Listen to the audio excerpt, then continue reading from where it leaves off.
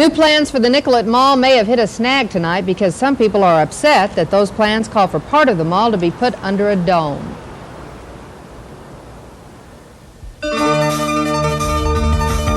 WCCO Television presents Pat Miles, Don Shelby, Mike Fairborn, and Mark Rosen. This is the 10 p.m. report. Good evening, everyone. Should a portion of the Nicollet Mall be enclosed? It is a question facing Minneapolis city officials tonight. Tomorrow, they will vote on whether to enter into a contract with a French developer who wants to build a shopping mall under glass. The developer has told the city they want to bring Neiman Marcus and Nordstrom's department stores to the downtown area. But now the city is not so sure about that because of the question of a dome. Cindy Hilger reports. Minneapolis has been looking for a way to put some life back into the southern part of the Nicollet Mall for some time now. So a year ago, a French developer, LSGI, reached a tentative agreement with the city to build an enclosed mall. But now some city officials are questioning the wisdom of putting a dome over a portion of downtown. It's an attractive street. We don't need to put a plug in it. I think it's time for LSGI to change its design to meet those goals. Some of the complaints, a dome's effect on traffic and other downtown businesses. Creates a very pronounced separation between the upper mall and the lower mall. It's going to change the character of those two spaces dramatically. Some city officials are concerned about the reaction from other retailers. If we dome for LSGI, will we dome for Saks? Will Saks want to be domed? Will Dayton's want to be domed? Will we have a dome downtown? That's a question no one can answer right now. A spokesman for the developer told us tonight they are willing to negotiate with the city to come up with another plan. Now the question is, will Nordstrom's and Neiman Marcus come to Minneapolis if the developer and the city decide not to dome the development? Cindy Hilger, WCCO Television News, Minneapolis. Again, that plan comes to a vote tomorrow. It includes both sides of the mall between 9th and 11th Streets. Construction workers at the new Minneapolis garbage burning plant site have decided it's better to be safe than to be sorry. The workers left the site this morning because of concerns over the cancer-causing chemical benzene, which has been escaping from an old well at that site. However, pollution control officials say that levels released are so small that no one is at risk. And the company building the plant plans on installing a filtration system to pump out the benzene within the week. Northern States Power Company is firing up a new electric generating plant, and all of us are going to pay for it. The Sherco 3 coal-fired generator is Minnesota's biggest and most expensive construction project. It will provide 850 megawatts of power. It will gobble up 500 tons of coal every hour. To pay for it, NSP is asking for $99 million in rate increases, which would raise the average residential bill by $3 per month. Consumer groups say NSP shouldn't get the rate hike because Sherco 3 wasn't needed. But NSP officials say back in July they were forced to buy electricity just to meet consumer demand. The price of borrowing certain kinds of money is less tonight. A Washington bank lowered its prime interest rate to 8 3/4. No other banks have followed suit quite yet. Wall Street showed signs of calming today. The Dow Jones Industrial Average closed up just over 20 points at 2014. Trading volume was moderate. And we also have this news. In our Dimension section later in this newscast, an in-depth look at the numbers and the people hurt by the recent stock market collapse. Tonight, 5 local department stores are very aware of the fact that employees steal more than shoplifters. Recent thefts at the stores add up to $20,000 in loot. And in the case of the Minnetonka Target store, a security guard and former executive of a security company allegedly pulled off the heist, wheeling goods to a car while the other man served as a lookout. Police think even more Target employees may have been involved, and their probe continues. In the meantime, stores are increasing security on their own workers. 17 suspects in that massive marijuana farm raid will not be allowed to go home to Kentucky to wait for legal proceedings. A judge in St. Paul and one in Wisconsin today ordered all the suspects held without bond. A grand jury in St. Paul will consider the evidence against 10 of the suspects next month. Police found millions of dollars worth of pot at the farm near New York Mills. It looks like Scott County and former attorney Kathleen Morris are off the hook. Federal Judge Harry McLaughlin today dismissed all civil rights lawsuits filed by former defendants in the Scott County child sexual abuse probe. About 24 adults were charged. Only one was convicted. Reports are circulating tonight that Secretary of Defense Caspar Weinberger is about to resign, and National Security Advisor Frank Carlucci is ready to take his place. Weinberger declined comment on that when asked by reporters, but NBC News says the Defense Secretary's wife is seriously ill. President Reagan's new choice for the Supreme Court will have to fight charges of conflict of interest. A report out today says Judge Douglas Ginsburg argued in favor of First Amendment protection for cable TV operators at a time when he had $140,000 invested in a cable company. The FBI's new boss finally took his oath of office today. William Sessions was sworn in today in a ceremony that was delayed twice before when Sessions had gotten sick. The Soviet Union celebrated 70 years of communism today by listening to a speech from their leader. Mikhail Gorbachev's speech was unusually blunt, according to Kremlin watchers. In it, he lambasted critics of his reform movement and bitterly condemned the purges of the Stalin era, calling them unforgivable. Minnesota Congressman James Oberstar has responded to the WCCO I-Team's report, which highlighted maintenance problems at Northwest Airlines. He said today the problems show a, quote, corporate disregard for safety. Al Austin has more on the story. Congressman Oberstar's subcommittee has been holding hearings this fall on declining levels of airline maintenance and safety. Today, he reviewed the series of I-Team reports on that same subject. Those reports documented the high number of broken parts on Northwest planes this summer, some of which stayed broken for months while the planes continued to fly passengers. Oberstar called it disturbing. The part broke in flight or became inoperative during flight, and the next stop is not a scheduled maintenance area. The aircraft could continue to the next maintenance facility, but not for days and not for weeks. That shows a corporate attitude and a culture of disregard for safety, of willingness to operate at the margin, and that's not right.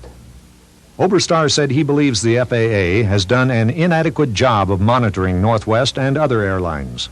I think there's principally a shortage of manpower to do the job, and until recently there has been a culture of neglect within the FAA. Northwest Airlines declined to respond to Oberstar's remarks. For the I-Team, this is Al Austin. A family in Hinckley, Illinois is assessing the damage after being victimized by a strange aviation mishap over the weekend. Becky and Larry Farrar have a 1.5 foot wide hole in their roof thanks to two skydivers who tried to play catch with a pumpkin at 2,000 feet. Their last toss fell incomplete, and this was the result. Luckily, the family was not at home at the time. The skydivers promise they'll pay to patch the pumpkin hole. Now time for a quick check of tomorrow's weather. Mike Fairborn, what do you have to say? Well, Pat, it's not going to be quite as foggy in the morning here over Minneapolis. We will have cloudy skies, though, around. Still some fog. 58 degrees tomorrow, though. Cloudy, showers, 64. More fog if you travel up north. See you in a minute, Don. All right. Thank you very much, Mike. We're going to be reporting several economic stories in just a moment. But before we do, we wanted to call your attention to an article in this morning's Star and Tribune. It lists the highest-paid business executives in the state. I tried to call the highest-paid exec, couldn't get him. He was in a business meeting. I did reach the second in line, Harris Cooper, the president of International Dairy Queen, and I asked him what it was like waking up and finding your picture and your $1.37 million annual salary printed in the paper. He said, I think it's ironic that on the same day I make the list, we announce I'm stepping down as the president of the company. Mr. Cooper will continue to consult with Dairy Queen and the new business venture he's starting in Charleston, South Carolina. By the way, the top 10 execs, in fact, the whole list of 66 that we counted, were all men. Comes as a big surprise, huh? Not to me. Okay. We'll be back.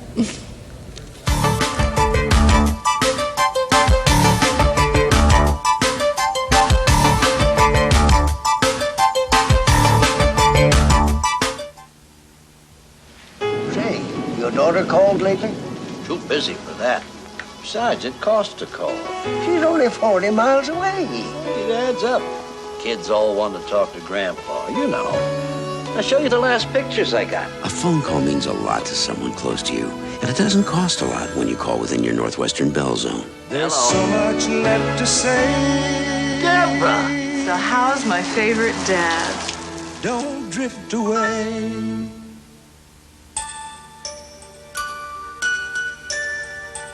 Premature birth. It can break your heart. That's why 2 years ago, Group Health started the first preterm birth program in Minnesota. And it works. Today, Group Health's premature birth rate is nearly 50% lower than the state average. Healthier babies, healthier mothers. Just what you'd expect from Group Health. Group Health, quality health care for life. We just got this great new Express Meals oven from Sunbeam. It's a toaster broiler oven and a microwave oven all in one. The whole family's using Express Meals. Last night we had company and my wife cooked a complete chicken dinner, including dessert. The kids use it for everything from snacks and quick lunches to popcorn. Even I'm using new Express Meals. See? Hot coffee in just a minute. New Express Meals from Sunbeam. It's all you need for great meals in less time. Now that Perkins restaurants are serving complete dinners for only $3.99, I figure, who needs a kitchen? My family can get a complete dinner, including salad, vegetables, potatoes, and a choice of 5 entrees for $3.99. $1? With complete dinners for just $3.99, Perkins could make your kitchen obsolete. That fondue pot comes with a free refrigerator.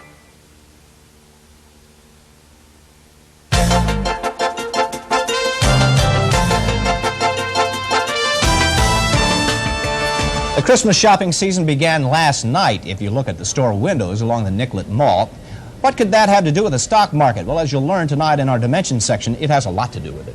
Economists tell us that for every $1 drop in the value of stock, consumers will spend 5 cents less next year.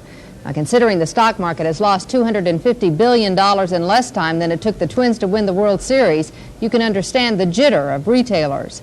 Just 4 weeks ago, the Dow Jones Industrial Average closed at more than 2,600 points. Today, that same Dow Jones closed at just over 2,000.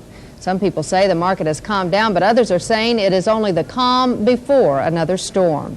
We wanted to find out what the market collapse 2 weeks ago has meant to people and businesses in our area. We sent Alan Cox to find out. Workers at Merrill Corporation specialize in the preparation of financial documents, prospectuses, notices to shareholders. Overnight, several of those deals fell apart, the documents unneeded. More business is coming along, but the company has put on hold plans to expand. Workers on the job have lost chances to make money.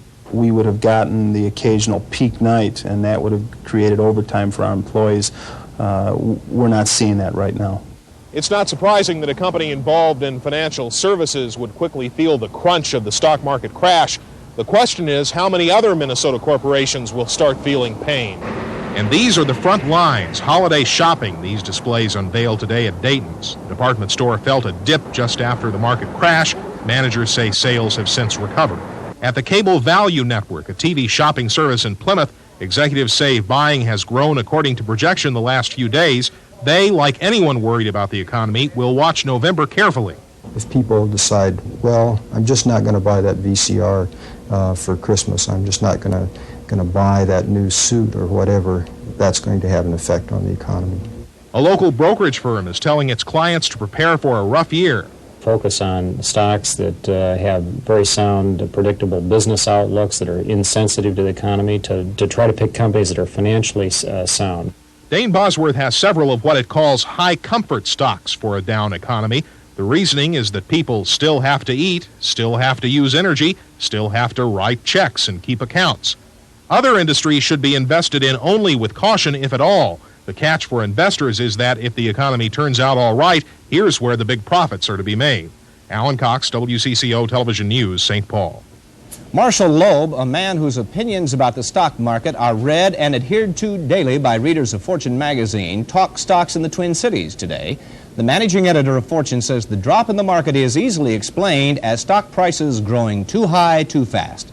He says don't panic, probably don't sell. And as for buying stocks right now, I guess I wouldn't buy anything now in the stock market unless I had very deep pockets and a strong stomach.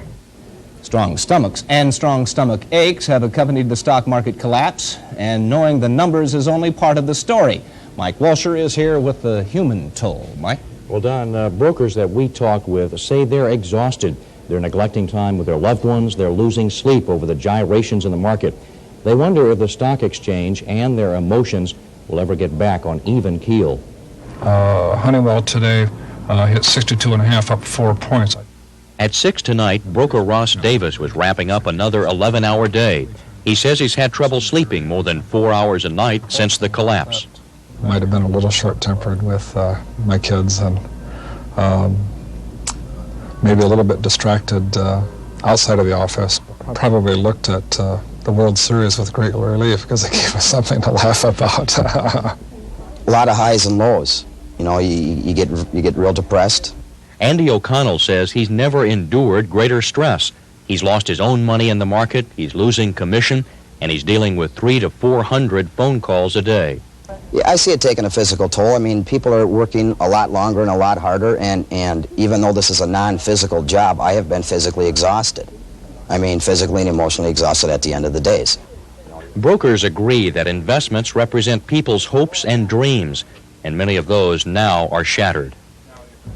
That's what's stressful, is that we're all working hard to maximize the people's dreams and frankly, in some cases, minimize damage. And brokers say the one thing that helps them is that many clients are amazingly resilient, and they're able to accept the losses along with the profits. Pat? They almost need a degree in psychology, don't they, Mike? They do. Yeah. They really do. Interesting, thank you.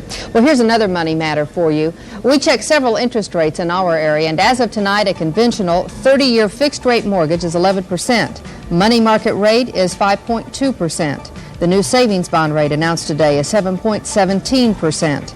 And a new car loan ranges from 10.5 to 12%. That depends, though, on the length of the loan. On Saturday, we reported concerns over the release of the cancer-causing gas benzene at the site where they're building the new Minneapolis garbage burning plant. Today, construction workers concerned about benzene walked off the job there. And as a follow-up tonight, we asked U of M chemist Dr. Paul Gassman if that benzene escaping from the groundwater there is a cancer threat. You are exposed to far higher levels of benzene when you pump your tank full of gas from the fumes. There's benzene and gas than the EPA allows in any workplace. And the union says workers at the garbage plant site won't be on the job tomorrow either. This follow-up on another health concern, watching your weight. Researchers at the Mayo Clinic say you should think twice before allowing doctors to inflate a balloon inside your stomach. The so-called gastric balloon is supposed to limit your food intake to help you control your weight. But the Mayo doctors say it doesn't work and can damage mucous membranes. Not only that, the gastric balloon will deflate your bank account to the tune of about $2,000. And it will be a week ago tomorrow that our world champion twins took to the streets by storm. A storm of confetti, that is. If you remember, the players wore fur coats loaned to them by Ribnick Furs of Minneapolis. And since then, owner Bert Ribnick says he sold about a dozen to the players and their wives at the normal price. Several parade watchers have since gone to Bert to buy a furry friend just in time for another Minnesota winter.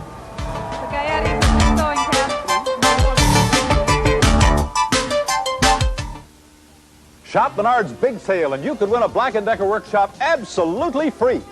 Win this Black & Decker Workmate 200 plus a Black & Decker circular saw, sheet sander, router, jigsaw, and drill, plus accessories. There's a workshop winner at every Menard store, so hurry in to register. No purchase necessary. Plus, save on other Black & Decker tools like this palm sander for just $23.99. That's the big sale now at Menard. You build America's heartland at Menards. Ever since your post office invented express mail overnight delivery, others have tried to copy our eagle, but it's not so easy. You see, express mail overnight reliability is close to perfect, with the most convenient locations and prices as low as $10.75. About half what most others charge, so we're pretty hard to imitate. So use the original express mail service from your post office.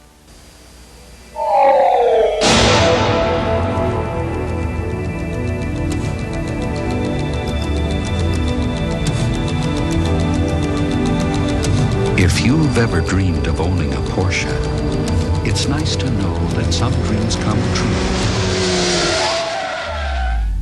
faster than others. See the 924S at your nearest Twin Cities Porsche dealer today.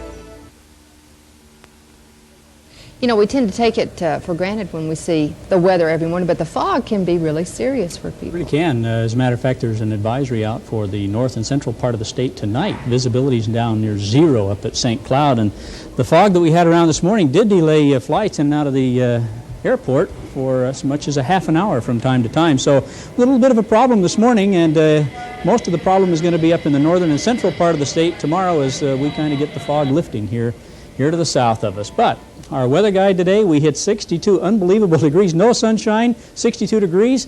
It doesn't make sense. 49 is the average high for this time of year, 30 is the average low. We hit 50 degrees for an overnight low and a trace of precipitation. That was the drizzle that we had off and on out of that cloud cover. Right now, we've been watching these showers move northward out of Iowa. They're right through the Twin Cities right now, extending all the way from western Wisconsin up into the St. Cloud, Alexandria area. Those showers are continuing to move off to the east, but off and on through the nighttime tonight, you can expect some drizzle and some light shower activity. Weather map for tomorrow, the low pressure area that's creating all that fog is going to drift onto the east. It's this cold front right here that we're watching. That's the next weather maker. It's going to clear out the fog. It's going to clear out the clouds, but it's also going to drop our temperature about 15 degrees. It's going to be kind of a blustery day on Wednesday. For tomorrow, though, 60s to the south of us will end up in the 50s most likely for a high temperature or near 60 degrees. Up to the north, though, this 40 and 30 degree air is what's going to come in behind that cool front and cool us off on Wednesday. I guess we can put up with that for a little while. 40s and 50s aren't too bad.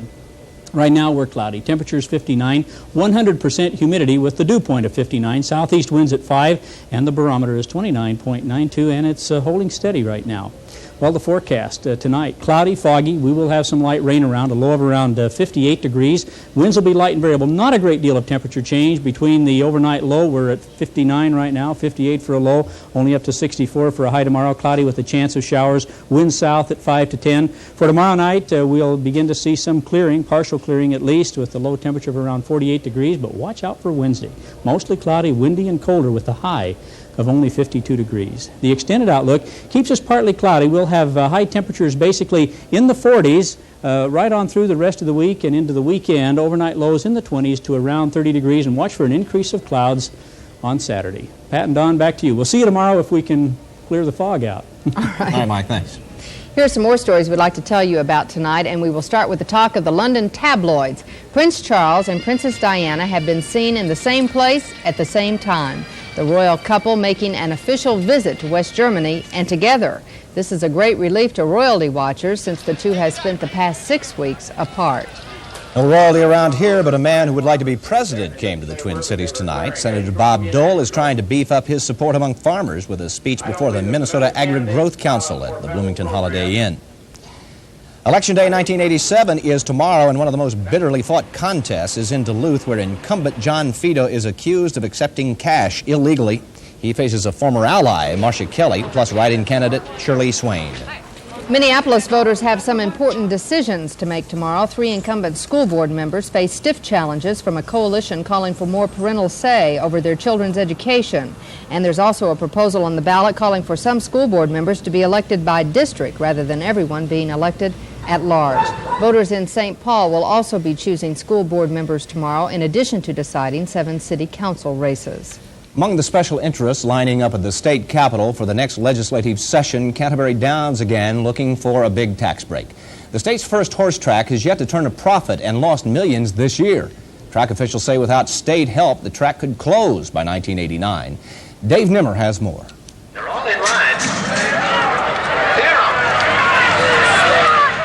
One of the most alarming figures is the drop in average daily attendance, from 13,000 in the track's initial season to only 8,900 this year. And Canterbury officials say in order to attract fans, they must attract quality horses. And to do that, they need bigger purses. So they want the state to take a smaller share of the betting dollars, some millions less, so they can give a larger share to the horse owners. You look at some of the states bordering us, who are competitors and some that are soon to be competitors, the tax rate is going to be less than 1%. That's less than 1/4 of ours. And they will use that to try and to pay for the facility. The legislature turned its back on Canterbury's arguments last session, partly because the money wasn't around, and partly because of a notion that track owners were welching on a bargain they made 3 years ago with lawmakers. These were sophisticated people. They knew what the rules of the game were.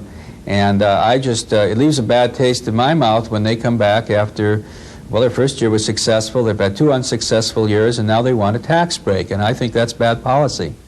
The whole issue really boils down to a couple of questions. 1, will the legislators believe the dire predictions from Canterbury officials? And 2, if they do, will they find the inclination and the resources to spell tax relief for the horse racing industry? No one as yet is taking odds. Dave Nimmer, WCCO Television News, Shakopee.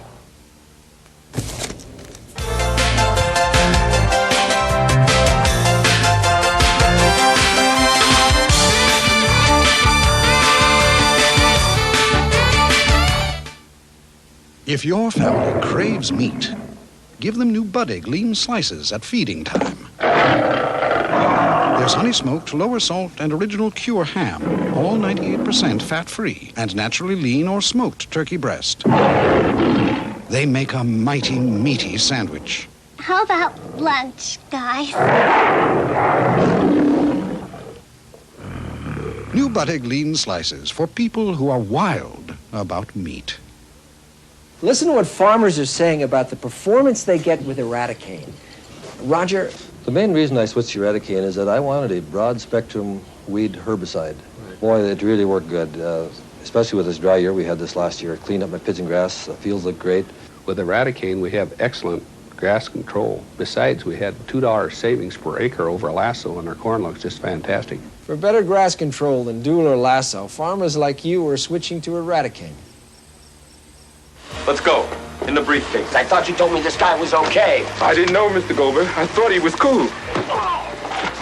On Hill Street Blues, Belker saves an undercover bust, and a senseless murder obsesses Joyce Davenport. I'm scared, Frank. I'm really scared. We have the gun that killed Pamela.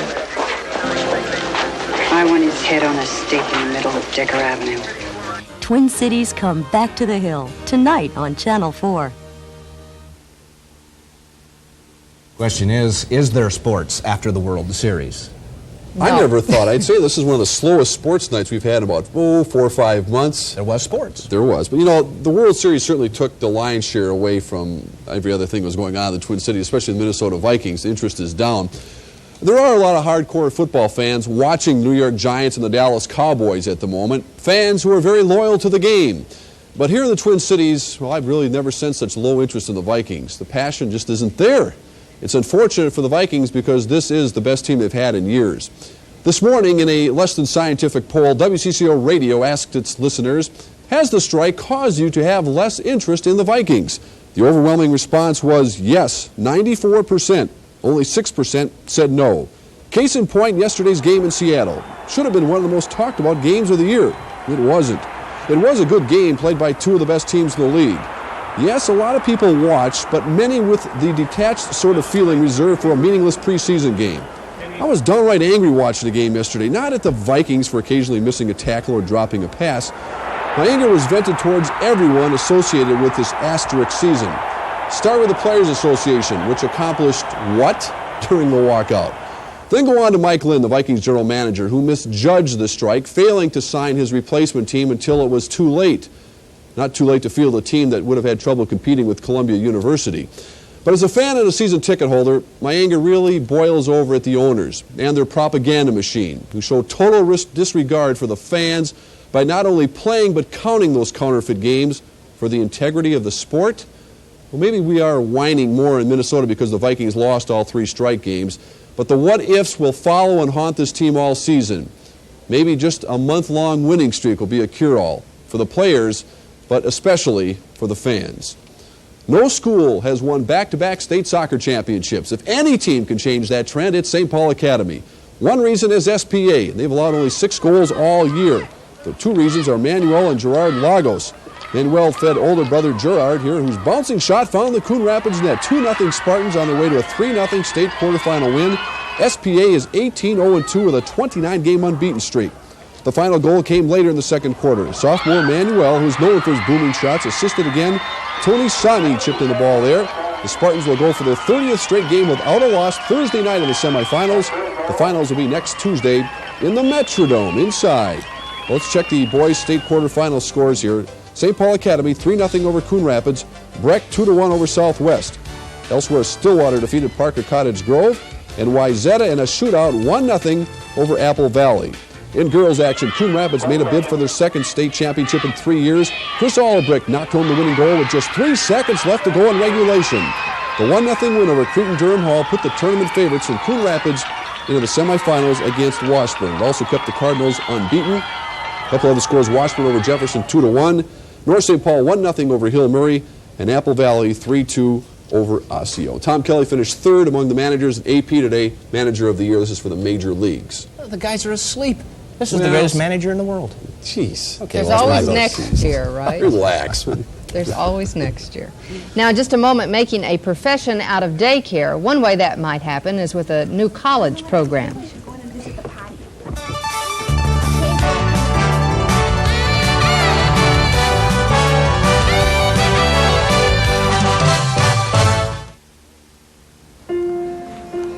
Of all the reasons you come into a bank, maybe you've never come in for insurance, discount brokerage services, investments, or retirement planning. Or maybe you just never had someone open the options up to you. Come into your first bank. We'll show you how to draw more out of a bank than just money.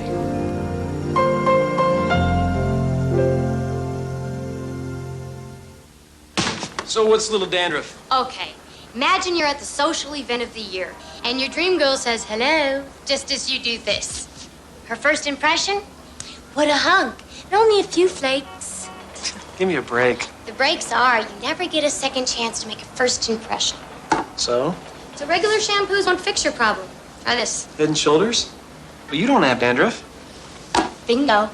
Head and Shoulders, because you never get a second chance to make a first impression. There is probably nothing more important to parents than the welfare of their children, but daycare workers are still among the worst paid and least respected of professionals. The College of St. Catherine in St. Paul is trying to change all of that. Colleen Needles reports on a new 9-month course aimed at training daycare professionals. Can you come up here? Tambray Meisel is in effect a surrogate parent. When an infant and toddler is in our home for 8 to 10 hours a day, a lot of times their personality will be molded as much by us as it will by parents. Meisel says that responsibility is rewarding, but not in terms of salary or prestige. Her colleagues agree. They respond with, oh, you just babysit. And it's the just that is the telltale, attitude. That's not a really important thing that you do. You just play with kids all day. And so, a college program on the care of infants and toddlers was born. Mary Bernard Papps hopes the profession will gain more respect and higher salaries as more and more specialists emerge. We often do things without knowing what we're doing, and we're not able to even explain to the parents what we're doing or why we're doing them. That is precisely why Tambray Meisel, with years of practical experience, signed up for the course. In a sense, it was rewarding for me because we did a lot of things that we didn't know were the quote-unquote right thing to do, and it was rewarding to find out that, oh, it is okay what we're doing. It is okay to let the baby play on the floor. With just 11 students, St. Catherine's program is in its infancy, but as the demand for child care grows, experts predict the demand for specialists will too. Colleen Needles, WCCO Television News. Well, that's our 10 p.m. report for this Monday evening, November 2nd, our first edition of our new 4-Dimension News. Fresh from our spanky new surroundings here in the Channel 4 newsroom. It's kind of like inviting old friends to your new home, if you know what we mean. We're excited about this new look, about the disappearance of our old hot tubs. You bet. But more importantly, we are excited about the real meaning of 4-Dimension News. It's much more than a new set or new graphics or new lighting. It's also a renewed commitment at WCCO Television News to bring more depth, more understanding, more dimension to the news we cover day in and day out. Somehow make this world of ours a bit more understandable, more relevant, more interesting to all of us. At least that's what we're going to be trying to do. We hope that you like what you have seen tonight, and we also hope that you'll give us some feedback on it. We'd like to hear from you. If you'd like to write or call us, we encourage you to do so. In the meantime, though, have a nice night. Please join us tomorrow. Good night, everyone. Good night.